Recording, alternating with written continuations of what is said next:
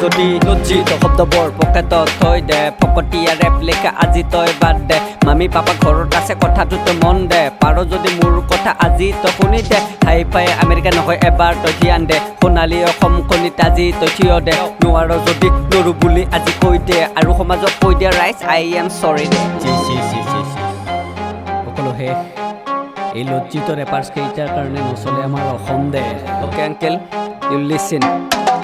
দুটামান আৰ্টিষ্টৰ লগত কৰিছে একেবাৰ তুল্য হিপ হপৰ বজাৰত ঘূৰা কাৰ বেছি মূল্য ৰেপিঙৰ মজিয়াত আজি আছে কোন যোগ্য ইউটিউবটো খুলি চালে দেখিব আমিয়েতো সত্য পদ্য পঢ়া দেখোঁতা শুনা মোৰ বাক্য আজি সমাজত লাগিছিলে চাবে ক'ব লগাত মই বাধ্য লজ্জিত শব্দ ৰেপাৰ্ছৰ ঘৰত কৰিব নোৱাৰো সহ্য অসমীয়া আৰ্টিষ্টে নাজানে বে সমাজত কি শুদ্ধ নোৱাৰো যদি আজিয়ে কৰি দে তোৰ ৰেপ বন্ধ অকল পোহৰ যেন তই চন্দ্ৰ মই অসম সূৰ্য মোৰ তাপত কৰিম সকলোকে মুগ্ধ ভস্ম কৰিবলৈ নালাগে মুহূৰ্ত নামনি অসমৰ ল'ৰা পিছ মই অসমীয়াৰ পুত্ৰ কষ্টতে বকিলো ফালিলো অসমীয়া ৰেপ গান ৱেট চিঞৰিলে সমাজৰ পাতিব পাৰে কাণ ৰাতিপুৱা মিঠা পাণ খাই উঠি আজি ভিতৰতে মাৰিলো বান অকল নামনিত মই নাচিম তোৰ উজনিত নাথাকিব স্থান জান প্ৰাণ আগত লৈ তই দি ভাল গান মান সন্মান বচাবলৈ আজি বৈধ্য টান মোৰ কপালৰ বৈ আছে কাম তথাপি মই ৰেপিঙত পাম কি জানে শান্তিৰ ধাম ধীৰে ধীৰে উঠিম আৰু বুজনিতে পেলিম বুজাব আহিলেও ভিতৰতে তোক ভাই নুবুজিলে পিটিম তই জুলগাব আহিলে তোক ভাই আগতলৈ শিকিম চিৰিম আৰু আৰম্ভ কৰিলে দিছগে মোৰ যুদ্ধ ডিষ্ট্ৰেক নহয় ভাই মোৰ বাণী এইটো স্পষ্ট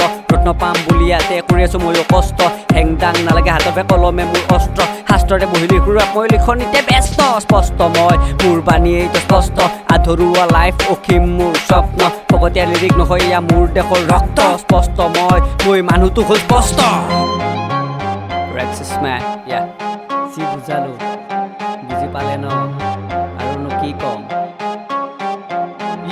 লজ্জিত শব্দবোৰ পকেটতে থৈ দে ফকতীয়া ৰেপ লিখা আজি তই বাদ দে মামী পাপা ঘৰত আছে কথাটো তই মন দে পাৰ যদি মোৰ কথা এবাৰ ৰাখি শুনি দে হাই ফাই আমেৰিকা নহয় এবাৰ তই ধ্যান দে সোণালী অসম খনিত এবাৰ তই থিয় দে নোৱাৰ যদি নৰো বুলি আজি কৈ দে আৰু সমাজক কৈ দে ৰাইজ আই এম চৰি দে